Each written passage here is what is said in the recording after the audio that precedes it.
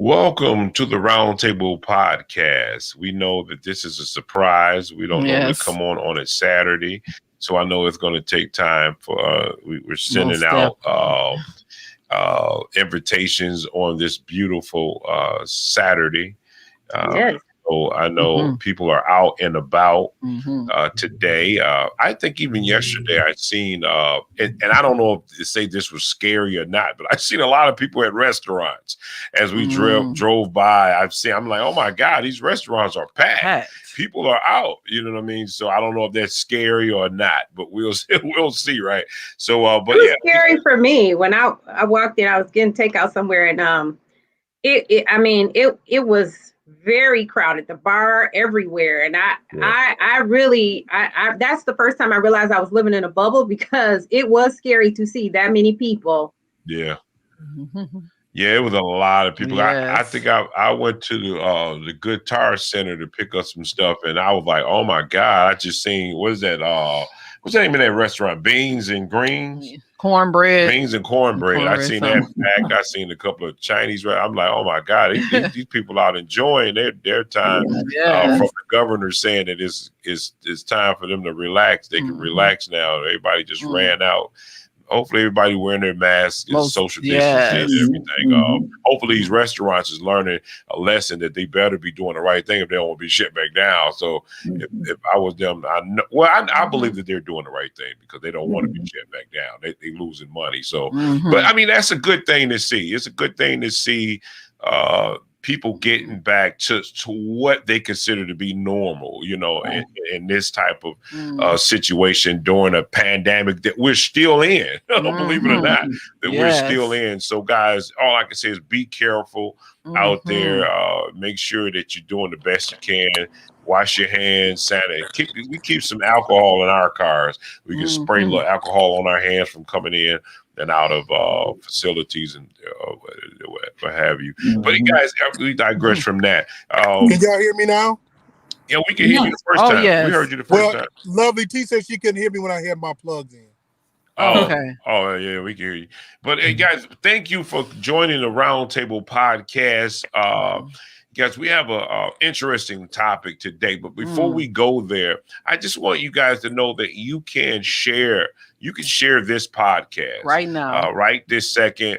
We'd like you to like it. We would like for you to go to our YouTube page, guys, and it's in front of you, in front of the screen, where you can go to our YouTube page, our Facebook page, as well as our IG. You can definitely go to those pages, as well as even our website.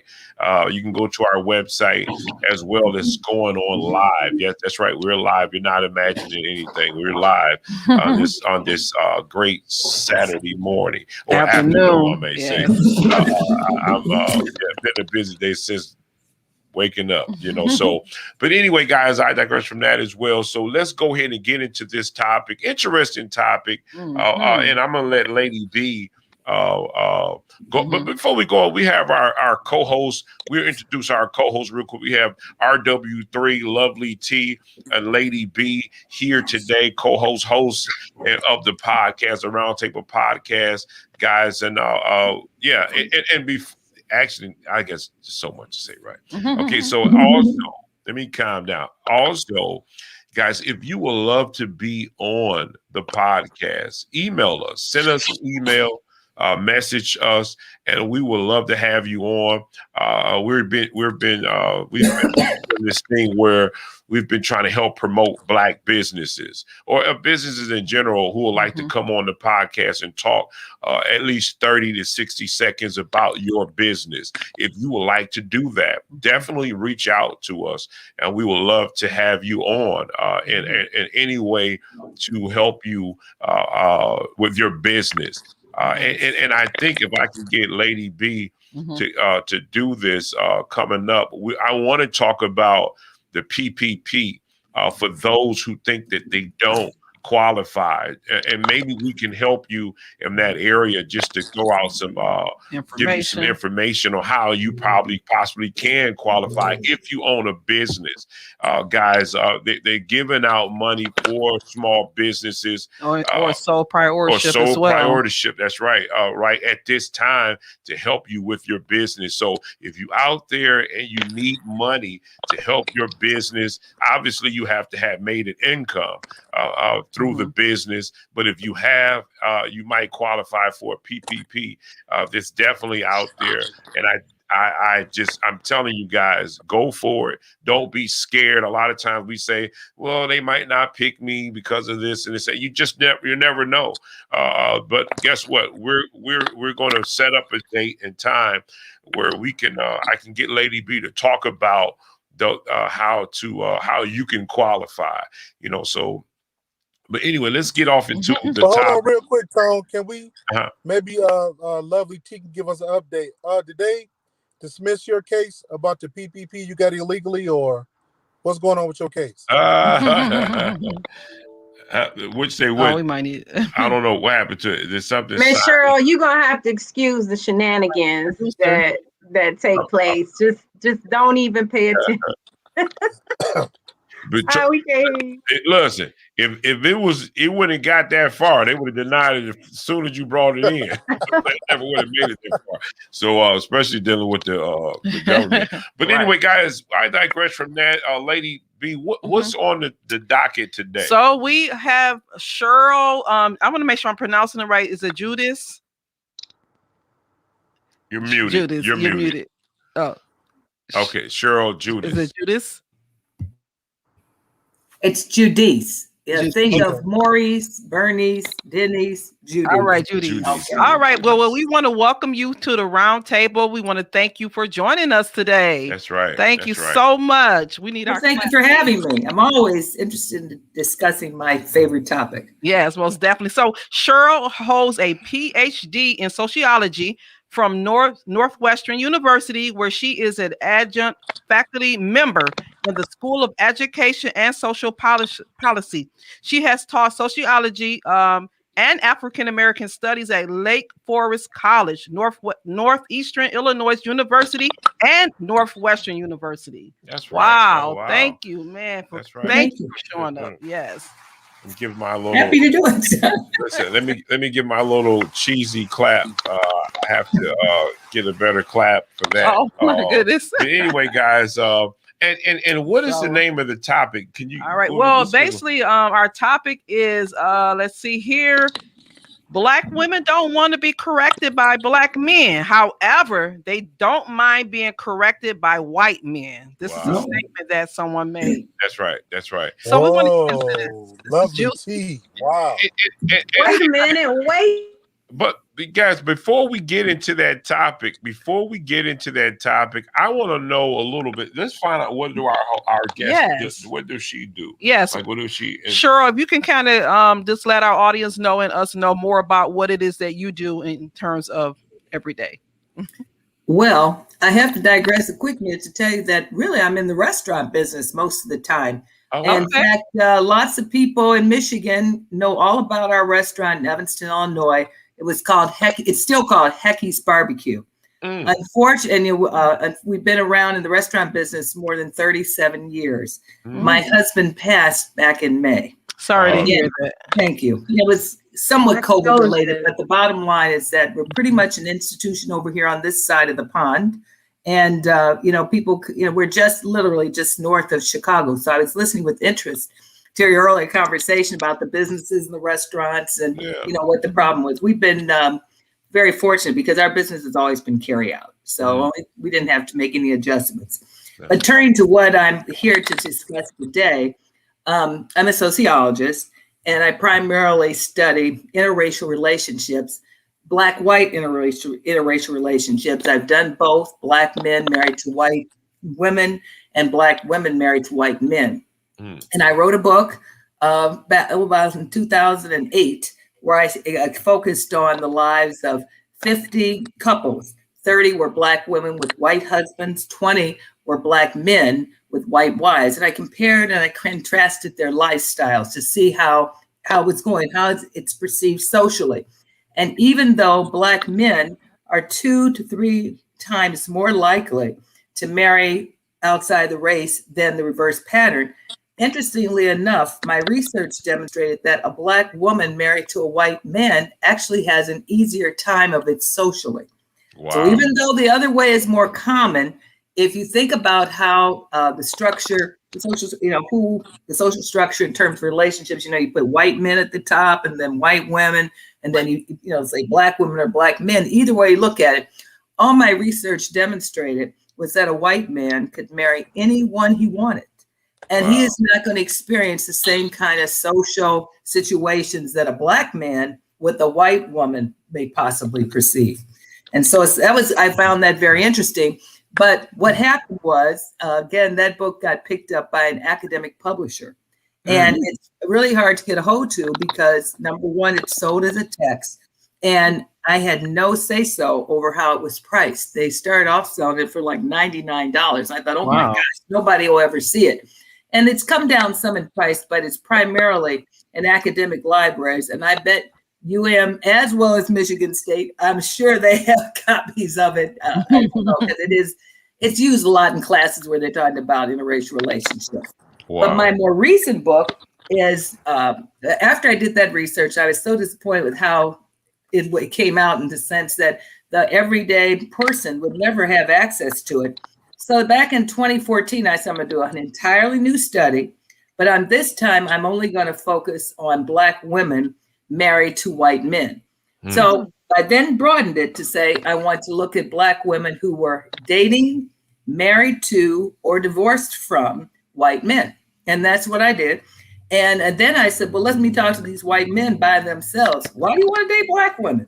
And so there's a section in my book that discusses that as well. I brought my book here. I don't know what, I'll get up in a minute and find it when we go on to another topic, because I brought one in here just so I could show you all. Yeah. But anyway, that book is written for popular consumption. And from that book, I do lots of talks and so on and so forth. And I find the reason that I study this, and I want to make sure your guests and people listening are really crystal clear on this point. In my book, I absolutely am not interested. I do not diss Black men in any way, shape, or form. My research comes from the very simple fact that there are far more Black women than Black men. And for Black women to limit their search to a Black man for a romantic partner, marriage partner, she runs the risk of being single, because there simply are not enough Black men. Nothing wrong with Black men, it's just not enough of them. And we're the only group in this entire country that's in this situation. Wow. And, wow. Yeah. And the thing that, you all mentioned these college campuses and so forth. I've been to both of them, and I can tell you, even Northwestern, all over, because I traveled quite a bit over the course of teaching. I was also in graduate school administration, which enabled me to visit several college campuses. And it's very disheartening when you go to places where you find young, accomplished, young Black women. They've done everything right. They've played by the rules. They've done everything right. But when it comes to finding a romantic partner, that's when oftentimes they fall short, because on these campuses, there are far more Black women than Black men. And when you factor in other things, that sometimes we don't talk about, and that's that oftentimes you find many more Black men on college campuses, not in the population in general, but normally you will find in certain departments some that are gay. And I mean, the numbers just keep coming down. So for a Black woman, for every 100 college educated Black females, comparably, there may be somewhere between 40, 45 Black men. And then when you factor in those that A, are gay, B, aren't going to get married to anybody, and, any other thing, Black women have a real tough time out here. And so I set out to, as I said, say, look, no, you don't have to go find a white boy in particular. That's not what I'm saying. I'm saying, but look at all these women that did. And if they can form lasting romantic attachments, given the historical backdrop of racism in this country, surely you can broaden your idea of who would be a suitable dating or marriage partner. I just, I'm going to stop me, but my last one, it's just very heartbreaking to me to see all these young women. They spend all their 20s, their 30s, their 40s waiting for their Black Prince Charming to show up, and he doesn't. And they've given up the best childbearing years of their lives in pursuit of something that may not be possible for them. Well, let me ask this question, because my thing is now, do Black women feel obligated? Do they feel obligated to marry within their race because they think they're going to get some type of what is that? Backlash because of them dating out of their, because, it's always been that thing where, I don't know if it's a, what do you call that? Stigma. I forget where it's stereotype. Yeah. Where when Black men get a certain amount of money, when they make a certain amount of money, they marry outside of their, you get what I mean? They always, that old thing, oh, you marrying a white woman, especially like basketball players or whatever, you would see them. And some of the celebrities, we can name a few now. I think even Eddie Murphy, not married, but he's dating a white woman. And I think Jamie Foxx was caught with the white woman. And I guess is it a double standard if Black men talk about why are you not marrying? When these Black women get educated and they leave. I mean, they are frowned upon now. Yeah. They are frowned upon to say, oh wow, she's something, and then they'll call her stuck up, and they even call her an angry Black woman. So that's what we're gonna get into in a little bit about women and Black men and the issues that they have in terms of Black women not wanting to listen to Black men correcting them and things like this. So we're gonna Now, is that true? Do we believe that true? Let's get there. Yeah. Do we believe that Black women don't like to be corrected? Like to be corrected. And what do we mean when we say corrected by Black men? Do we believe that's even be true? And RW3, what's the definition? What it was? Come on. I'm just gonna let it marinate for a minute. I mean, do we think believe it might be more of a thing that women of any racial ethnic group do not want to be corrected by any man, period? I can't imagine that this is color coded. I can see people going off on all sides. Like, who do you think you are? Yeah. But okay. So the question was, but they like to be. They don't mind being corrected by white men. Right. They will listen to a white man first before they listen to a Black man. Right. So that's what we're. But do we have a video to play this video? So our producer can play the video. Context. Producer, let's play that video so that we can get a little bit more from what this is saying. And while she's getting it together, that's why we're bringing the topic up because of the video that was played, just to see what she's saying and do we agree? Stay focused. So my honest response to this video is when he spoke to her the way he did. I wasn't thinking about no freaking viral video. I'm thinking about her. I'm thinking about. Now, does it show the video that she's talking about? Yes, it is. Here it goes. Well, I haven't been put myself. Littling and so degrading. The guys you want aren't asking you out. Well, I haven't been put myself out there, honestly. But you put yourself out there enough for the guys you don't want or beneath you to ask you out. Those are like guys I met online. Right. So, again, the men you want are not asking you out. See, you ladies do this. You go and deal with men who you feel are beneath you, and then you ask how to fix them. I'm not beneath you. I don't know how to fix a guy that's down there. That's not my concern. The better question is, why can't you get a guy on your level? That's the real question. Well, first of all, I would tell you what I said in here automatically is a problem. Why you would come onto a show that you know is a disagreement day? it's selfish. It's like, well, yes, ma'am. It's like, I want what I want. I don't say things for no reason. That's why I asked you questions. You're 35 years old, a business owner.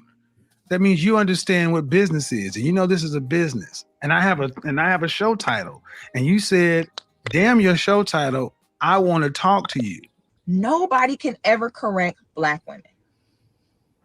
So what I saw in this viral video was an issue with who was saying it as opposed to what was being said. White woman tells Black women what to do. It's, oh my God, Becky, you can't tell me anything, Becky. You're a white woman. Don't be telling Black girls what to do. Okay. Then if it's a Black woman that try to tell you what to do, then you say, you're not loyal and you're a pick-me. And it don't matter the type of Black woman, because when it comes to me or when it comes to Shahrazad Ali have walked around her whole life always wearing long, loose-fitting dresses. And they drug Shahrazad Ali for filth, and she always walked around covered up. So it doesn't even matter the type of Black woman that say something to you. Then you got me who don't mind putting on a little dress, don't mind showing a little leg, you know. You criticize me. I don't care about the messenger. I care about the message, because y'all gonna have a problem with whatever woman it is, whether she's single, married, no matter how she dressed. Now, if it's a Black man, then he can't say, because he's a man, and whatever he says is bringing you down and it's cruel. When it comes to the Black man, it's, I birthed you and I got to go half on bills with you, so therefore you don't get to say nothing. However, you still need to risk your life for me. Facts. You need to risk your life for me, no matter the behavior I exude, but you do not get an input on what I need to or should do. That if this was my daughter, if this was my child, if this was my niece, if this was somebody I love, and I don't know who she is, but my heart, young lady, we'll call her. Maybe she's not a girl, but she was a young lady. My heart said, no, it's not right. I got some tissues, baby. Thank you. Let's cut it there. I don't know if that was the best video to show, but my thing in terms of the topic, but my I guess to bring some perspective to what's going on, I think this is that one guy on YouTube who he tried to correct a lot of women actually comes to his, I don't know why they go on his show. I think he's terrible myself personally, but he goes onto their show and these Black women listen to him and he straight dogs them out. And they go for advice from this guy. You know, I've seen his videos before. I don't really care for him a lot, because some of the things he say to me is just ridiculous, but these women actually listen to him and he straight down them. I mean, he's down in them. But I guess the understanding of the video is to say, from what the one lady says, that do Black women listen? Obviously they do. They're listening to him. So I don't know if that's a. I don't know if you were missing the part. Well, one of the go ahead, ladies, RW3. The lady that was crying, her argument was, the way he was talking to her. Then the other lady said, no matter who it is, with a Black woman, you can't tell a Black woman anything. Then they went on to say about, especially a Black man later on. But it said, they mentioned a Black man, but it said in general, no one can tell a Black woman anything besides a white man. They also said a white man, she'll listen to a white man. That's what ultimately they got to. Now, let's go ahead. I know our guest wanted. Yes, my face is your way all the time. I can tell. When I was listening to this, the first thing that struck me was that these women suffer from low self-esteem. Mm. That is what hit me right in the, just smacked me right up. The idea that a woman would put herself in this position tells me that there are some real esteem issues going on here. And in some ways, it is reflective of what I've seen among some of the students women students, college students as well. One of the reasons they don't break outside of these prescribed racial boundaries in search of men is at the core, there are some low self-esteem issues. And again, this woman, I think, really drove it home. He's up there talking about you're a business owner and you should do this, that, and the other. But at the core, this is a woman looking for love. And she has esteem issues. And he, in his way, you wonder why women listen to this.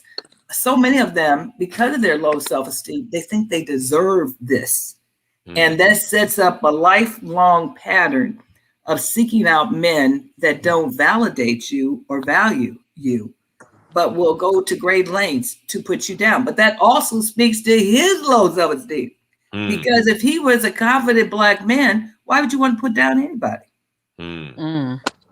Yeah. Wow, that's pretty good. Yeah. You don't need, this is what really always disturbs me. Everybody's popping necks and snarky phrases and all this kind of stuff. When if they back up a little bit and just recognize that we're all human and we all need love, and we should be able to access this by being who we are. I mean, right.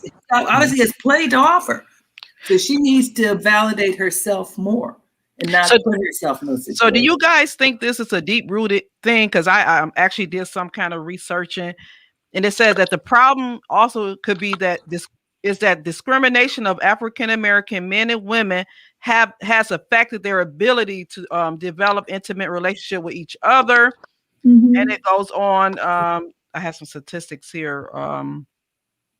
Let me see here really quick. Oh, you guys can keep going. Well, why she pulling them up? Well, I was going to say too, like Miss Cheryl, like I'm interested in your studies because I am one that believes in the preservation of the Black family. Now, I don't know about my esteem. I think there are areas that I have high esteem and there may be areas that I don't. But I never saw myself as culturally, like I lean towards the Black experience. And so I've always said, like, if there is a man of another race that can accept like I'm not willing to compromise that. And so when I've gone in spaces where there are men and women of other races, like a more metropolitan kind of a social gathering, like to me, and maybe this is where the self-esteem comes into play, I don't act like, I guess, women who are out advertising themselves. Like they tend to be more petite, more whatever, so when I come in, to me, my presence is like more loud. I don't know if that's the right word. And the white guys, I don't know. You know what I mean? I just feel like because of my Black experience, because of the way that I treasure it, respect it, it's hard for me to like imagine that someone from another culture can really get and respect where I'm coming from. So maybe that's where I'm limited in my thinking. Well, my response to that is that there is absolutely no reason for you to feel like you've got to compromise who you are and the experiences you've had. There's absolutely nothing deficient about Black culture. So to think that somebody else you got to change for or be different for, no, that's not my message at all. My message is though is to be open. Your experience can be broadened. You don't have to close the door on your experience to take in another, be it white culture, Hispanic culture, some other Asian culture, whatever. Being who you are, authentically showing up every day is probably the greatest attraction you have. But don't ever go in there and feel that, I've got to change. I've got to act like, a Karen I hate to disparage the name Karen. It's a bad rap, but I'm saying the being who you are, authentically showing up is the best thing that you can do when you're out here in the world. And also not be intimidated by the fact that you may be the only one like you out here. I'll give you a little story from my book. one of the guys, one woman, absolutely probably could have sounded just like you. I mean, she was into Black life, the Black experience, and so on and so forth. But she met this guy. Oh, I don't know what just happened here. She met this. Let me get this computer just whatever. What happened to me? No, you're good. We can see you. I can't see you on. I don't know what happened. But anyway, you all went out or something. But anyway, I'm trying to get this moved or something. But while I'm talking, all I'm saying is that this woman met this guy. I mean, he was just so enamored of her because she was so confident. And he just totally admired her and respected who she was, admired her independence. And again, he came from an all-white environment, sound like the one you talked about. I don't know what happened here. I'm sorry, I'm just distracted. But anyway, she came from, he asked her out. And she said, sure. And then she just thought, well, this is going to be one little casual thing. And next thing she knows, she's with him. Isn't that something? Yeah, that is. No, but here's the thing, right? Mm-hmm. So I know, like, there's documentaries out here or just YouTube videos out here where, I've seen this one where these men were leaving the States and they were going to like Cuba and different areas such as that nature, and they were having a conversation over there, and they were talking about how the reason why they moved over to Cuba or Brazil, I think it was Brazil as well, where they were saying that the women in America, the Black women in America, are too tough.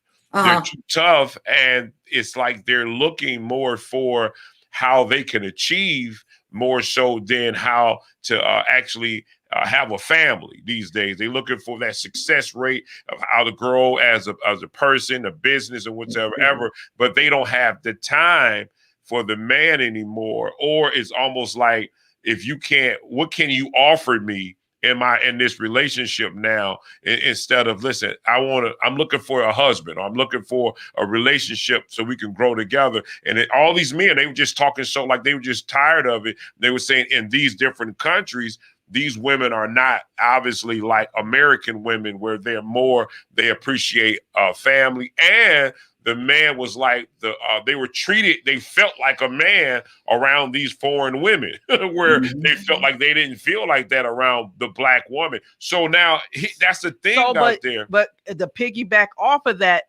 is a research that was done. Anderson and Mealy posit that animosity between black and not stem from early slavery, but this animosity came with the rise of monopoly of capitalism, which began with Reconstruction through the mass migration period, roughly between 1860 and the 1900s. That Black family life was shaped by slaves who were determined to live together. However, Staple depicts that only crucial role of the Black man as that of searing the children or whatever. So he just goes to talk about that kind of relationship was kind of tore apart in terms of slavery, because the man didn't have the means to really support his family like he wanted. And so that kind of start to bring that division, and then it's kind of just led on in some kind of way. And you see that now, you do see that. See, here's my thing. I don't think it's wrong with dating outside of your race, right? That's up to you. But here's the thing.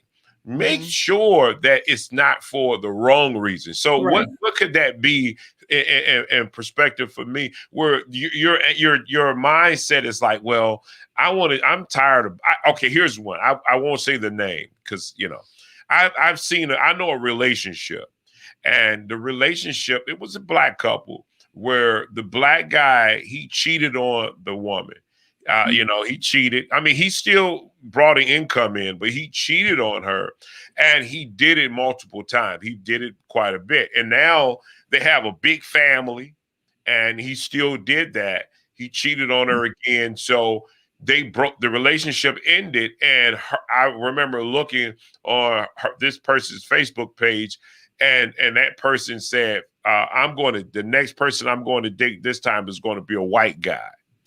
So I don't know, you know what I mean? So my thing is as long as, like, you should want to date out or marry because you're just interested in this new, not because of a bad experience, right. Because you're gonna put that on every black man, right. To say that black men are no good, so I'm switching over to white men, or vice versa. You get what I mean? So as long, I think it becomes more healthy if you just want a new experience, experiencing culture, or just fall in love. You know what I mean? So where you, and that to me makes a lot of sense. So now it's not this angry person. You know, this angry person. What do you think about that? And by the way, infidelity also is not color coded. So the idea that white men are going to be any more faithful than black men. See, once again, we're putting things out there as if there's something different. All people really are the same. Right. And it just comes to what kind of experiences you have had and as to how you show up into the world. The woman whose husband, cheated on her and had other relationships, essentially when or whoever responded that I'm gonna find a white man, they're responding from a place of anger. That's all that is about. I have not had, interestingly enough, I heard from this man that I'm going to be responding to this afternoon. He read my book and he's enjoying it. And here's the one that you all will get a tickle about. He's a white man and he was married. He just happened to prefer black women. He just likes them being independent and so on and so forth. And he and his wife married, and they were married for many, many years. And then she stepped out of the relationship and she had an affair on him. And consequently, he tried to repair it and what was wrong with us and so on and so forth.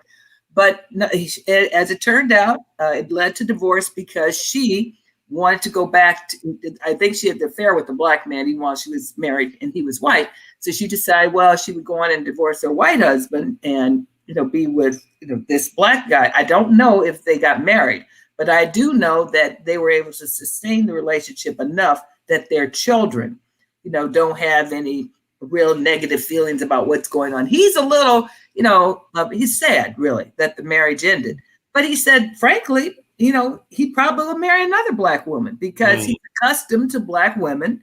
And he just thinks that he was very complimentary. He just likes the ones that he has met and feels like he has a lot more common with them, that they quote unquote get him better. He feels that they're more nurturing.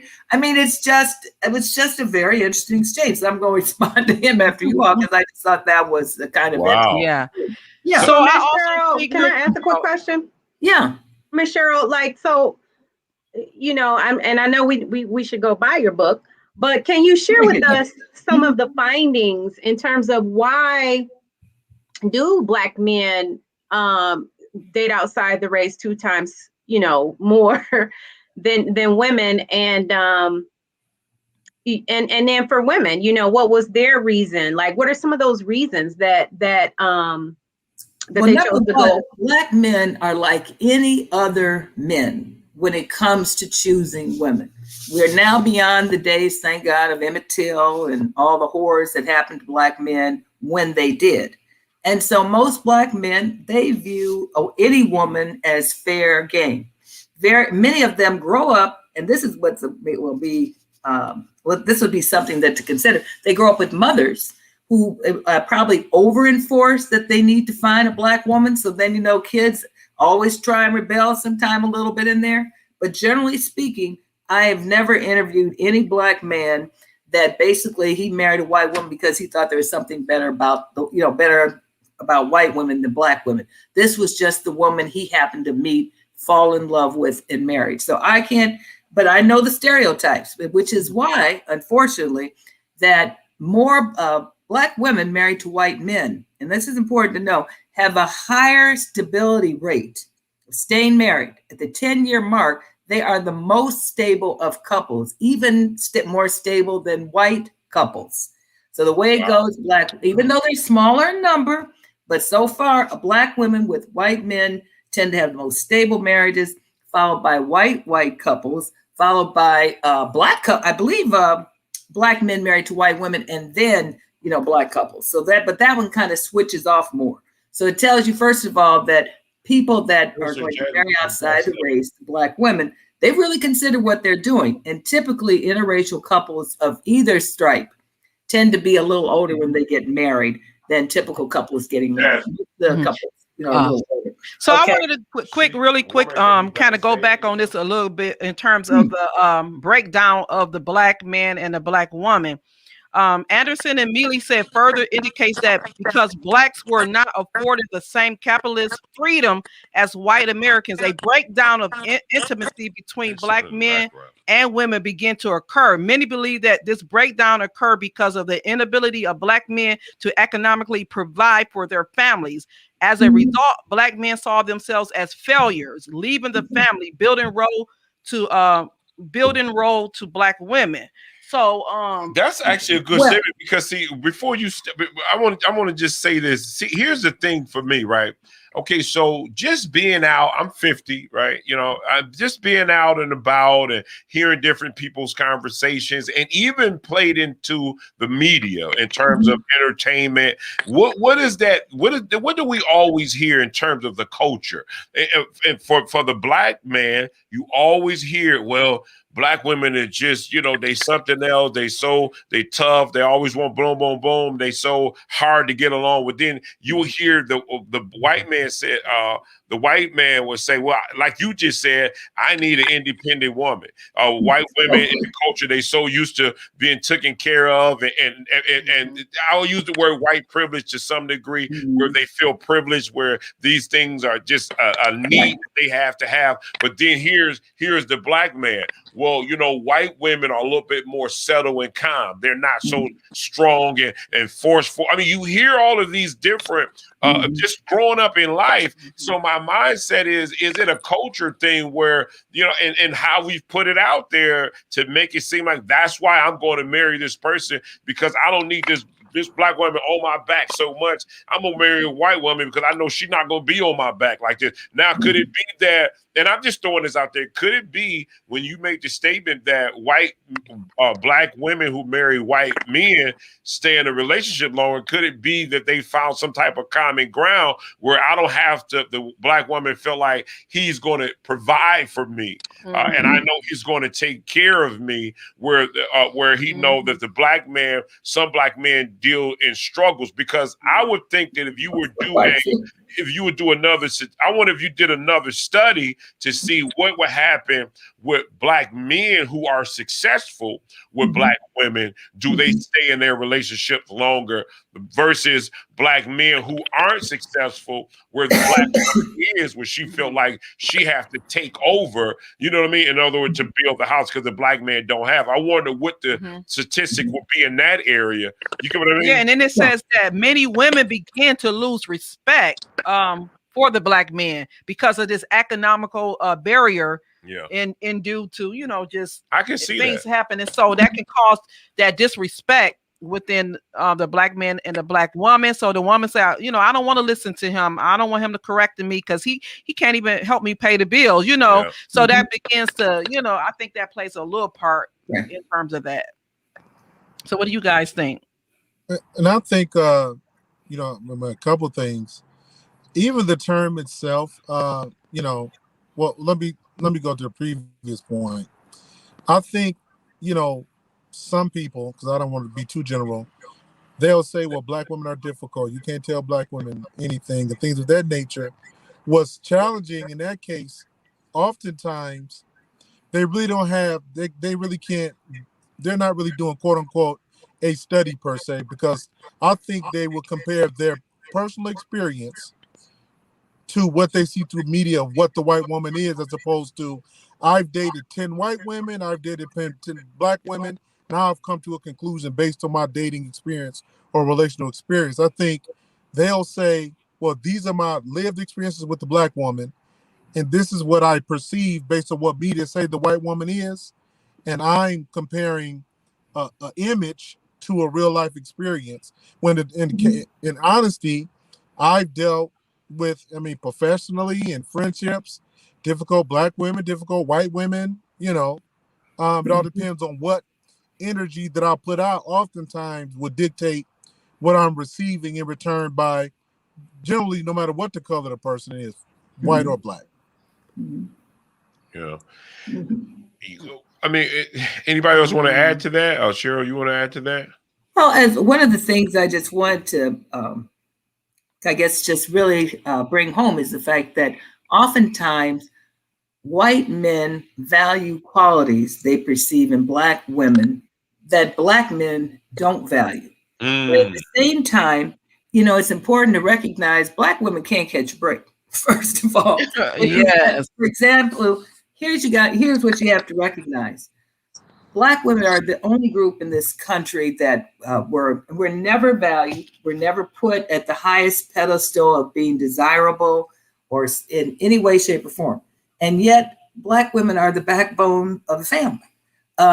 From times of slavery, it was understood that Black women are going to work. I got amused when I went back to one of my high school reunions, and this brings it up to the 20th century, that the Black women I went to high school with and the white women I went to high school with, by and large, their outcomes are totally different. I don't know a single Black woman that didn't go to high school, from high school to college, or some kind of advanced training and have a career, because we will go to school with the idea we are going to have to work, and this is expectation. By the same token, the white women girls that we went to school with, even though they weren't particularly well off or whatever, not in many cases, not come from families as middle class as the ones we would have come home from, still, they were far less likely to have gone for any kind of advanced education or training than the Black women in the class. And that was the first thing we noticed. So when a Black woman is within a relationship with a Black man, there is an expectation that she's going to work and she's going to contribute. Yeah. And where things start breaking down is that, interestingly enough, oftentimes Black women wind up being in positions where they earn more than their husbands. Now, that's a hard pill to swallow for men of any race when the woman makes more money. But again, so then the men get mad that she's not going to listen to me because they're feeling that, okay, she feels that she's an equal in the relationship. And he may carry around some stereotypes about masculinity or whatever that says that no, you know, no matter what it is, I need to be number one. I can tell you from just studying marriages, period, irrespective of race, those that tend to survive and thrive are where the partners are, they may start out as lovers, but they must become friends and they recognize we're in this together. And our marriage is a true partnership. So when one is up, we constantly lift each other up. We're not, you know, oh, you're not doing this, or you ain't doing that, but you constantly are trying to support the other person. Those are the marriages that thrive and ultimately are happy because you feel like you're one unit in this together in the world and nobody can split you apart. If you share the same values and the same goals, you are far more likely to be successful than this is my money and this is your money. That doesn't work like that. Yeah. It doesn't work well like that, I would say.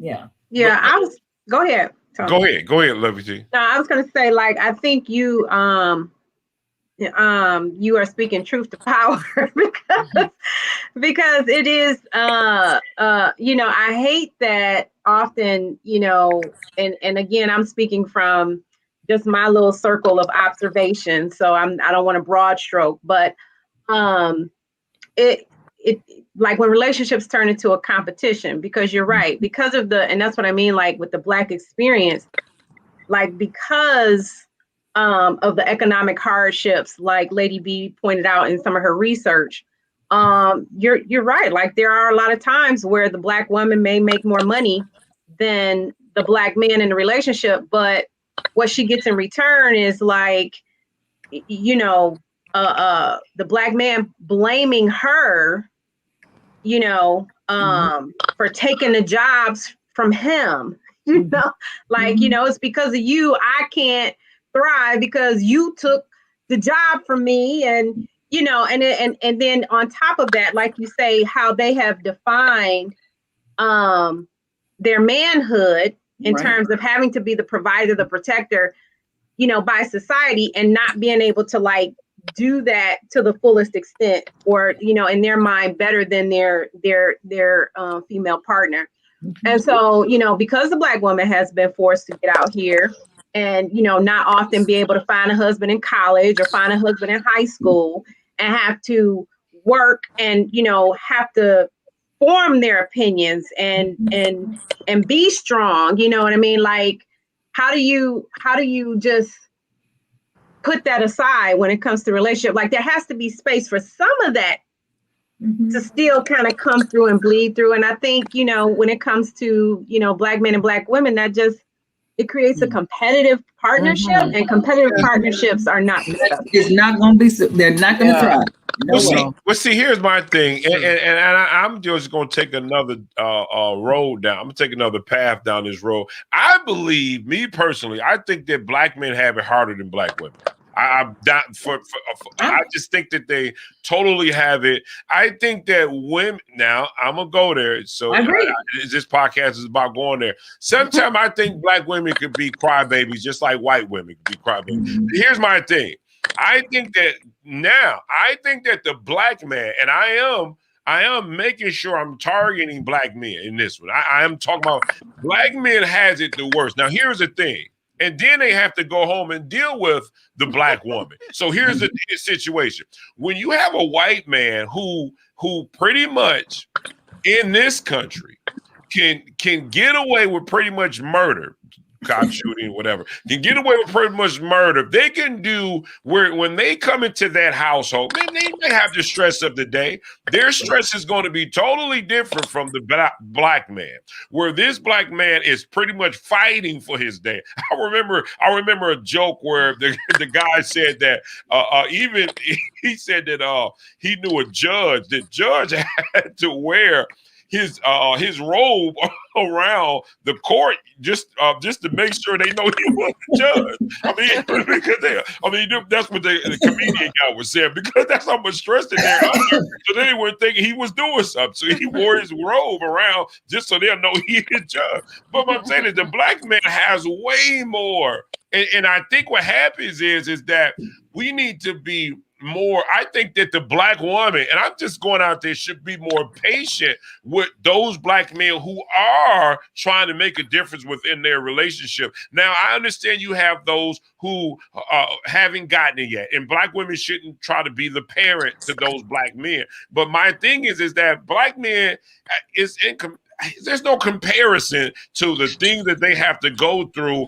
And yeah, they bring home the stress. They might bring home the stress where now the Black woman, and now they're bickering, where the white man can come home and he just deal with his day. He landed some accounts, and the Black woman is just doing whatever she do. If she's a nurturer, she's nurturing. So I'm thinking that to me, that will be the reason that I can see that why those relationships will be more successful. And everybody's different. I'm not saying it's on every Black male or whatever, but I'm talking typically the ones that I know within my own personal space. I know Black men who have left their wives because their wives were too dominating. They had the degrees. I know these people personally. So who've left their wives, Black, and because the woman was college degree. She began to take that role. Yeah, she took the role, and she pretty much ran the household. He wasn't in love anymore. When he ended up finding someone else, he fell in love with her, and he left her.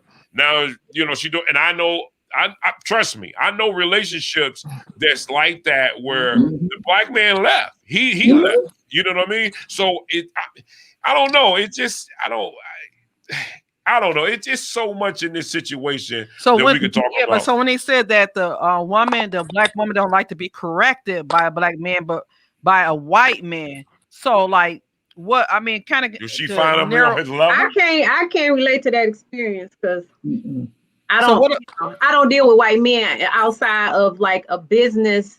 So I'm going to listen to a white man equally to a Black man because they might be my supervisor, or in some capacity like that. But because I don't have that other side to make that comparison. But I don't know. I can't speak to that experience. Well, you know what? I think, and with Tone, I guess I'm gonna go into the personal experience thing as well. Because I've been in, I've dated, like what you said, Tone, like professional African American women, and I'm gonna use this term, and I don't want to be insulting. And then they come home, they don't know how to turn it off. Like, you're not at work. Like, I'm not your subordinate. I'm not, Yes. you know, your peer at work. So that energy you're giving me is not necessary. So I've, on some level, experienced, okay, I know, I mean, you're in the workforce, but we're at the house now. You know, and I would tease her. I said, so you gonna wear the pants or the dress? You want, you know, what you want to do? You want to wear both? You know, so I want to ask Miss Cheryl, in those relationships with the white man and the black woman, is the white man as concerned about who's the boss in the house? I'm just curious. I doubt it. Right. Again, and of those that I have interviewed, I go back to it's not a I'm over you kind of thing in the household, a man. But remember, white men have an inherent sense of privilege. Right. They don't have to exude and say, I'm the boss. Yeah. That's the world tells them they are the boss. That's right. Yeah. I want to relate to, I want to respond to RW. You are told one of the things I've heard your complaint as well as you, well as Tony, you know, oftentimes that is, you know, we're all battling each other because they'll step back and realize what's really going on here. So, you know, the man goes home, he's had his stress, he's got beat up, and the woman, she's had a stress problem as well at her position or job or whatever she's doing, but they don't know how to get that down to that core, but it's you and me. You know, I mean, we're not at work now. Like you said, we're at home. It's time to take this off. And when you find women that don't know how to do that, again, I think that they're subordinating some of their own anger that, you know, and maybe that they can't let out at their workplace. So they're bringing home. So they get this passive aggressive kind of behavior going on. You're not doing enough. I'm doing too much. And you're not able to step back. And I think one of the real culprits here is that we're on all the time. And you're constantly being bombarded with all kind of stimulus that makes you think if you're not on 24/7. Oh, I thought I turned the phone off. Oh, no, that's fine. That's okay. You know, that if you're not on 24/7, you know, people just don't know how to sit down and calm down. Yesterday, when I was teaching one of my classes, a young man told me that, you know, since this pandemic, he and his wife have started doing something they never considered before. When they come in, and they've been out all day or working within their house, whatever it is they're doing, they set aside 10 minutes just to meditate, just to be quiet and to reflect on their day and what their lives mean to them and their relationships mean to them. And he said, it's just amazing. That 10 minutes reduces a lot of stress that they don't even know that they have, but it allows the rest of the evening to go well. Things that people might have snapped at, they don't snap at anymore because they've taken that time consciously to say, okay, what's important here? And to nurture the relationships that they have, as well as to take care of themselves as well as each other. I think that's actually a good idea, because I know a pastor who just say when his kids came home from school, they had to go meditate before they even come, because of the day you gotta go meditate and then we can get back together. But you know, and that's a good point there. I just think that, you know, Black men or Black women or white men, white women, I think it's all about respecting one another at the end of the day. I think that you have to show consistency in your relationship in terms of how you go about treating one another. Because I'm going to respect what you say if I respect you. You know what I mean? If you show that you've been consistent in what you say, then maybe I'll listen. If you've done things that's the right way, we all make mistakes, but I'm going to look for that consistency from you, and that should be the reason that you will listen. And maybe these Black women, these particular Black women who don't listen to Black men, maybe these Black men are just being the wrong Black men. You know what I mean? If we're just targeting Black men, you get what I mean? Maybe they haven't been consistent, so now they don't listen to you. You get what I mean? I've given you. You said you need $25, and I gave you $100, and you didn't give me back my money. I mean, you know, you spent it somewhere else. You said, or even a tone too, how they're talking to them, Yeah. you know, and they want them to listen to them and want them to, you know, do what they want them to do, whatever. It's just how you respect that person, how you're talking to that person. That's so right. the tone, everything matters. It all matters. But just for the Black woman, maybe she'll respect you more if the consistency is there with those in particular relationships. And not every relationship, because I know some that are successful, you know, but that's where it comes down, respecting one of the things that I started doing for me is that I start looking at I go back over my day and see where was I selfish. Or have I been selfish that day, so that I can look back at to see, was it more about me than about anybody else? You know what I mean? So I reflect in that area. Am I more spiritually guided than anything else, making sure that I'm not, because I believe that's what true love is in what you do for someone. It's a deed, not just in what I say, but what I do. So I think that if we look back at ourselves, and that's everybody, if we look back at ourselves and see, how can I be, was I more self-serving to myself than I was to the other person? If we all do that, then everybody will look at each other's, and then they could come to the table and be a lot better, because they're really helping one another instead of just saying, this is what I need. Well, this is what I need. You know what I mean? And that's what I do. Listen, I'm not a counselor. I don't have a degree in this area, but I'm just telling you what works for me and being a better person. You know, and that's what it's about to me. Yeah, most definitely. You know, yes. But I mean, it's been an interesting conversation. I think this conversation could go on and on and on and on. And before you really, but you know, what is the name of your book? I have a copy. The name of my book is Interracial Relationships Between Black Women and White Men. Okay. It's available on Amazon. You can even get it in Kindle. I published it as cheaply as possible, but you know, Amazon whips it out, you know, their little part of it. But the book is $20 in paperback on Amazon, and it's like $8.99 on Kindle. Again, my real goal is that I want to get the message out to young Black women. And that's what I'm all about. And I have a copy of it. If I can excuse myself for a minute, I'll go ahead and get the dog took it. So what's that now? The dog took the book. No, unfortunately, they're asleep. Well, and we never really define what you mean about corrected. Lovely T, would you like me to? You got a Kindle? Because I can just get it for you today. You got a Kindle?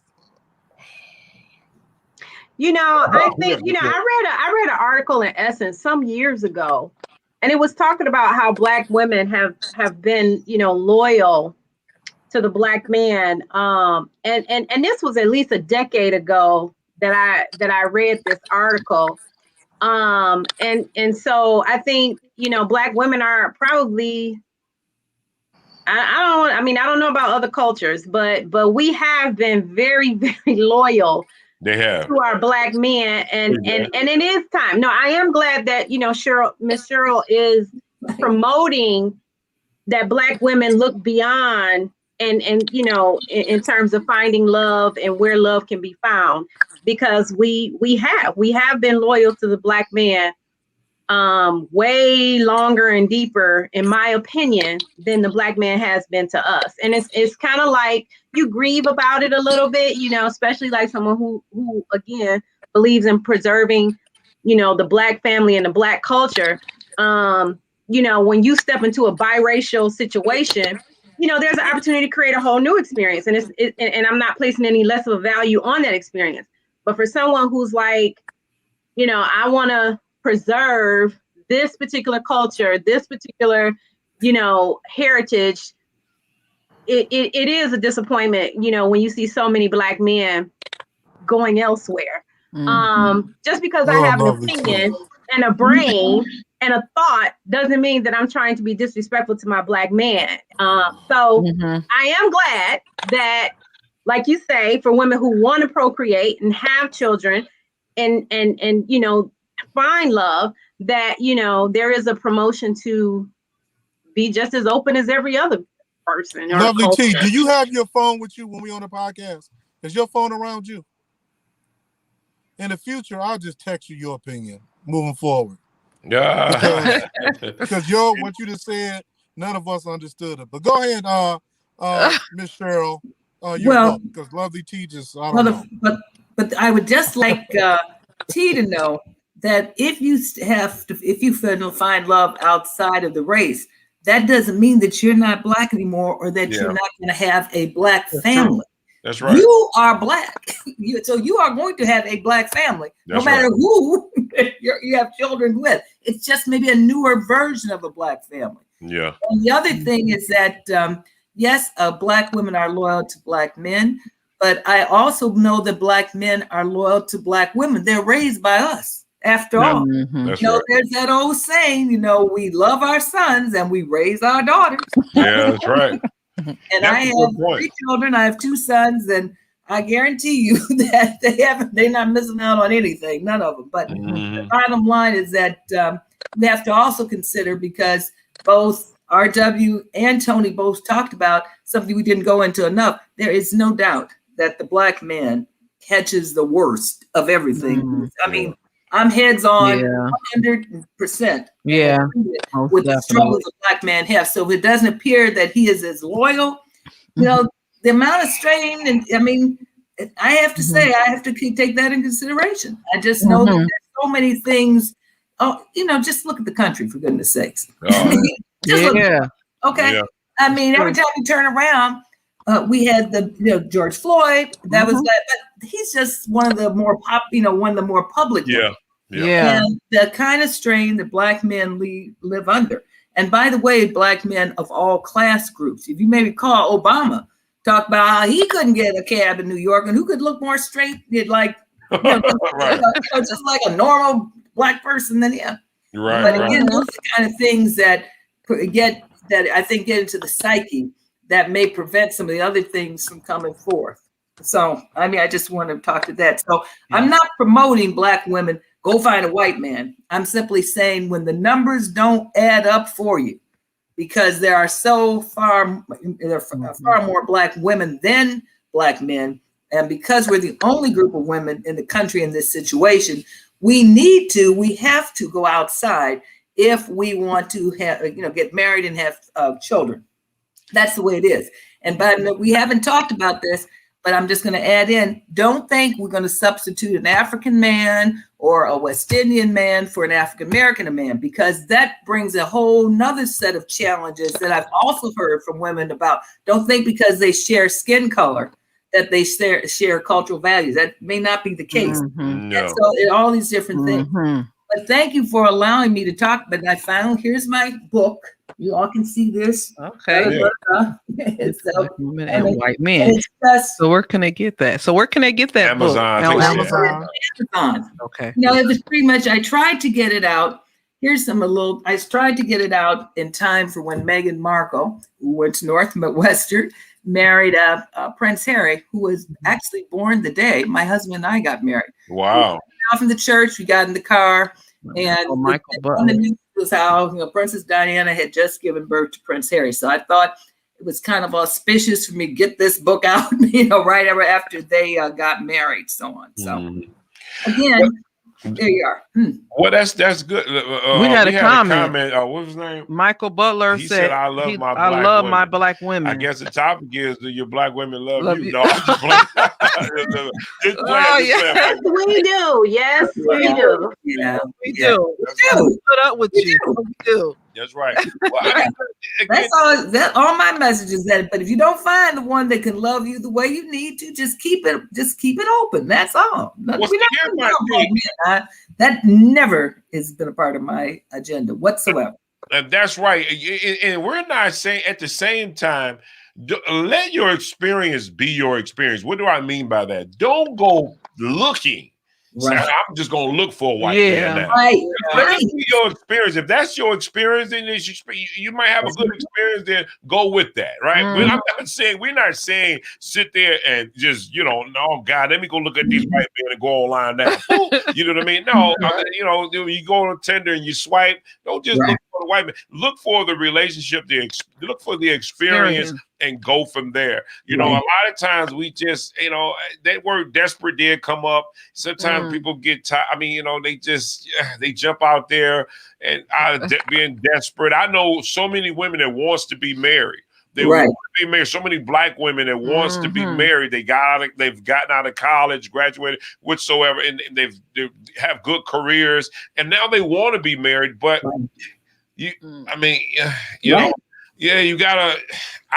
You add to that. Whoever want to add to that. But I mean, you know, Lady B said, "Look, you see the way Lady B looked at her husband. She was like, what?" What they gotta be? No, I'm not. No, I'm saying I'm talking about the woman. Not the man. The woman. The woman is looking for that great experience. She want that man that match. I mean, some value. She put all the time in school now. That's an investment in itself. So she want to make good on that investment. More or less. You know, you probably want someone, and it's nothing. See, here's the thing. There's nothing wrong with wanting the best in your relationship. You want something that some value in your relationship. So I don't think it's almost like a business deal. I mean, you want some value. Oh, we talked about that business deal thing.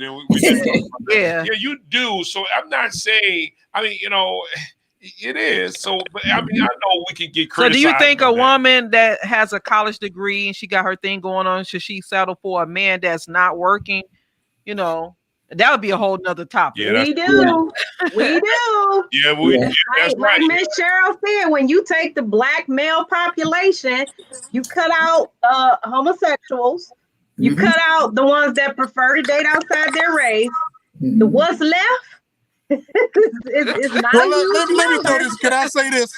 Let me say this. I was looking at Jawan. He's one of my favorite authors and speakers, Jawanza Kunjufu, and he talked about how in that particular instance, if we're okay with challenging stereotypes, for example, but if he's not working, but if he's at home and there's kids and he's taking care of the home, because that's value. Because when it's flipped, say I have a lady, we're married or we're married, and she's at home, she's still my equal, because being at home, caring for the home and caring for the children is a quote unquote job as well. So I need to respect that contribution that she brings. So on the flip side, if he's not working and she's okay with him making that non-traditional contribution, that shouldn't seem to be a problem if we're okay with the not doing the non-traditional stereotypes. Right. Yeah, that's true. I mean, that's what they are. You know, we just have to get past the stereotypes and learn by experiencing. Yeah, I hate when people. One of the things I don't like really listening to when people give their opinion on something, because you have so many different. I'm not all the time. But how can I set it up in the right way? You ever been in a situation where you didn't know? Let's take the PPP for instance, where you have so many people say they don't experience, they didn't figure it out on their or learn it on their own, or they'll say no, they're not giving black people PPP, they only giving it to the white people, and then you keep hearing that no, I'm not doing it because you know how it is back in the day, they don't just give it, but then, so now you ride with that same thing and say yeah, maybe you're right. You didn't experience. You didn't go. You going off of other people's experience. Exactly. You're just going off of what someone else said. And that's the thing about these stereotypes. You don't listen. You have to experience it. Yeah. And I'm not saying get some wisdom. You still have to get wisdom for some people that might have been through it before. They can give you the wisdom. That's right. And I think that's so true. Get out there, experience these relationships. We just heard from the doctor, the professional, with the book saying that, you know, I actually forgot what I got to draw back in my mind. What is he about it's not being that many black men out here for the black woman. Right. So maybe that opens up, you know what I mean, options for not just taking that and say, okay, I'm gonna just shoot for a black woman, white man. I'm not saying that, but I am saying be open. That's what she's saying. Exactly. Just be open. Just be open to these relationships, and they might work. You know, they might work. They just might. If I could say this as a final thought too, for me, like I said, I can't speak to the second half of our question today, which was, you know, will I take instruction from a white man? I can't speak to that. But in terms of just accepting correction from a Black man, I want to go back, Tony, to what you said about consistency. So for me, like, I don't have a problem taking correction from a Black man, one, if it lines up with my values. Now, if a Black man is trying to correct me about something that I inherently feel or value differently, then that may be a non-negotiable for me. But if it lines with what my own value system, right, then I'm more likely to say, you know what, you're right. Okay, I see what you're saying. Let me check myself. Let me do that. But you said you spoke to consistency as well. So I have a real hard time with someone asking me to do something they're not willing to do themselves, or they don't, you know what I mean? So like, if you're asking me to correct something that you do, like, you know, I'm going to push back on that. So your consistency speaks volumes in terms of, you know, my ability to follow what you're asking me to do. Right. And so that's the experience that I can speak. Yeah, that's right, and that makes a lot of sense. Yeah, it does. You only can go by what you see. And wait a minute, you're not doing it, so why I'm going to do it? You know, to some degree, that, you know, I get it. But if anybody else had any last remarks before we shut it down? Well, Cheryl, we really appreciate you coming. Thank you. You have been awesome. I love your perspective, your research. I'm definitely going to purchase the book to support, because I love the research that you've done, and I think it's valuable, and I think it's an area, especially when you talked about it's not a judgment, you're just reporting the research, so we shouldn't take it personal. That's right. I really appreciate that. Right. You must know your partner. Michael Butler said you must know your partner. That's right. You must know your partner. That's right. That's right. And no one's, well, we striving to be perfect, right? You know, in some areas. So you know what? I'm not going to go down that road. The word perfect has been taken out of content in so many ways from a Hebrew and Greek perspective. When you look at that word perfect, you think it's American use the word perfect in so much in a way where no flaws at all. You know, where you just doing everything right. But in the Greek, as well as I believe in the Hebrew, perfect doesn't mean it's a maturity. It's maturity, and what it is. Well, I can go biblically in it, but I don't know. I digress from that. But it's not about getting everything right, but it's about being aware. It's growing. It's almost like that scenario where you had when you was a young kid. And you went out in the street and you probably made a lot of childish mistakes. But then when you gotten older, you realize that, no, I don't want to make those decisions anymore because those weren't good decisions. So what? You mature to that. So you just don't do that anymore. In the Greek and Hebrew, that's what perfect means. It's growing up to certain things. Now, that's not saying you're not going to make mistakes. You know what I mean? But you have matured to this area where you're saying, I just don't want to do that anymore. You mastered that. Yeah, you master that way of living and say those things. I just don't. There's some people they used to drink, they don't drink anymore. They mature to those areas. Some people who were just they were cheating on their wife. They stopped doing that. They matured to that. You know what I mean? And they don't do it anymore. So I think we take certain words, and I get it. It's the Western, you know, how we learn and everything. So but look at definitions. I love definitions. You know, Michael Butler said he was so glad that he stumbled upon this page, and he said a good topic, great topic. All right, thank you. Tone, I want to support you on this, Londa. You said, and you really said something in that when you talked about, you know, you said you want to go biblical. Like you said, I think about the Bible, and it's so powerful the way you said it, because I think the Bible talks about Noah being perfect in his generation, even though he, like you said, he made a mistake in his drunkenness and nudeness, but he was still seen as perfect in his generation. Like you said, learning from what he did and still operate the way God wanted to operate. So I see you operating, like you said, Tone, not being perfect and mistake-free, but still, you know, like someone can, like your wife or Lady B, you know, she's perfect for you. Not saying she'll make mistakes, but she's perfect for you. Mhm. You know, so I absolutely agree with partnership. that. And that was powerful.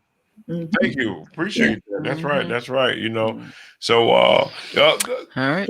Can I just simply thank you all for inviting me to be your guest? I have so enjoyed talking to you all. And if there's another opportunity you want me to plug in, let me again, because I've enjoyed it. That's yes, right. we most definitely That's right. will. That's right. Okay. Yes. We would love for you to, because we want to learn more about your restaurant business too. Yeah. I'll tell you about that too. You said No, barbecue, this year, right? Listen, Yeah. I'm for sure, because once this, probably sometime in the summer, I got a friend there. I'm gonna come eat this year for sure. Well, I got to tell you, it's all carry out, but reason I even brought it up is that I have a friend right outside of Novi, where she went to Northwestern, and they drove up here a couple of times during the pandemic just to take a drive to come get some barbecue. Oh, yes. I mean, so we have the restaurant is called Hecky's, Hecky's, Hecky's Barbecue. And I guarantee you, if you hit our website, you'll learn a lot. Huh? Put the website information up. You have a website, Cheryl. Well, yeah, but I don't know how to put it up here. Over in no, you don't have to put it up. We were going to have our producer. We'll put a little third up on it. That's all right. But you, as I said again, it's been very enjoyable talking to you all, and I'm glad because I just really want to get the message out, and it's podcasts like this that I think allow me to do that. So I appreciate the time. Oh, yes. We like to thank our guests. And guys, listen, like and share this page. Listen, it's going to play after that. We're actually going to play it tomorrow as well. As a what? As a watch party. Watch party. Okay. A watch party tomorrow on our normal day for this pod. We're just doing it now because Gotcha. we have some business to attend to tomorrow. So we're definitely going to run it tomorrow as well. So guys, like and share, leave comments. We still, everybody's still on standby of their phones. We can actually respond to a comment, even though it goes live tomorrow. I'm gonna be caught up in a wedding tomorrow, shooting a wedding. But just still leave your comments and everything, and if we get to you, we'll answer it. We'll leave questions or whatever. But if you would like to be a part of this podcast, guys, listen, leave a message. Leave a message. Get back with us, and we'll see what it is that you guys are talking about. If it's something that's interesting that we believe that could be on the show, that can be a help to the community, we would love to have you on. And reach out to us. Until then, like, share, subscribe to our YouTube page. It's the same link. What is that? The Roundtable Podcast Official. You can go to that link and look at. I mean, we have more, probably like over 100 pods on Facebook, on YouTube. Show us some love. Our YouTube doesn't get any love whatsoever. I mean, it's terrible, right? So, but our Facebookers are strong. We normally get a couple of 100, 200-300 hits, depending on the topic. I think this is a good topic, so I believe it'll get a lot of hits in that area. But check us out, guys, and listen. Hold on, one quick question, Tom. Go ahead. Cheryl, Go ahead. Cheryl, I'm looking at the website. Okay, these rib tips, are they falling off the bone or what? I'm looking. Yeah, well, they're good. I must tell you All that right. I closed our restaurant for about 7 weeks to totally gut and renovate. And we do well, and the food's good, and we even have beef ribs. So people that, I don't eat pork, that's fine. We have beef ribs, but our rib tips are a runaway bestseller. You got your own barbecue sauce too? Jasmine, No, you can order the barbecue sauce separately. It's Hecky's Barbecue. If you just remember, Can you put around a long time? What is your website? What is your website so we can put it up on our lower third? For the Hecky's, just go Hecky's.com. Hecky. Hecky. HECKYS.com. And you'll see all that you ever need to know about us. We're about to put this up now. My producer's going to put it up as we just sitting here because I want to make sure it's just in there so that when it does go live, it'll play it also. Or you guys can. We definitely I wish we was we vegan anyway. So we vegans. Are you? Well, yeah, but I mean that doesn't mean anything. So, but no, I mean we have side dishes that you can do perfectly fine with this vegan. That's good. All right now. That's good. So and those greens are delicious, by the way. Just greens, okay. Now greens, that's right. Now greens. here it goes. Is that right spelling? Is that right? Heckies? Yeah, Heckies.com. And my husband was Hecky Powell. His last name is Powell. And again, I bring it up only because he was always viewed as the unofficial mayor here of Evanston. Wow. But through our restaurant, we started a foundation. And our foundation right now has a focus on helping young people that don't want to pursue four-year college degrees. And we train them and we set them up with a mentor training experience so that they can learn a trade that's sustainable.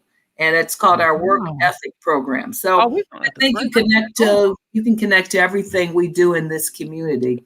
I probably just right off the Hecky site. Well, we're going to bring you back to talk about that. That'd be great. I'll be happy to. Well, we're going to let's set a date. We're going to set a date because we're going to set a date in April. Like so I'll get with you. To talk about that sounds very interesting. Yeah, maybe somebody in that area. Okay. But listen, thank you for coming on the pod. Hi, everyone. I've enjoyed it.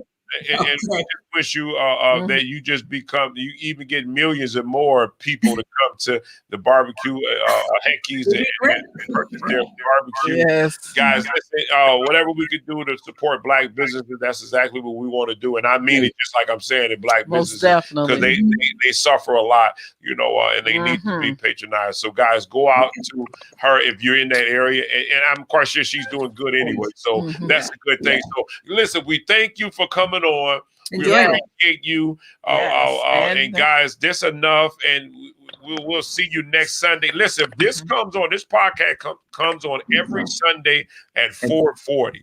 Probably 4:45. I would say like be late sometimes. So about 4:45, you can come and watch this podcast every Sunday. We're just on today because we won't be on tomorrow. But this will run tomorrow. Yes. So 4:45.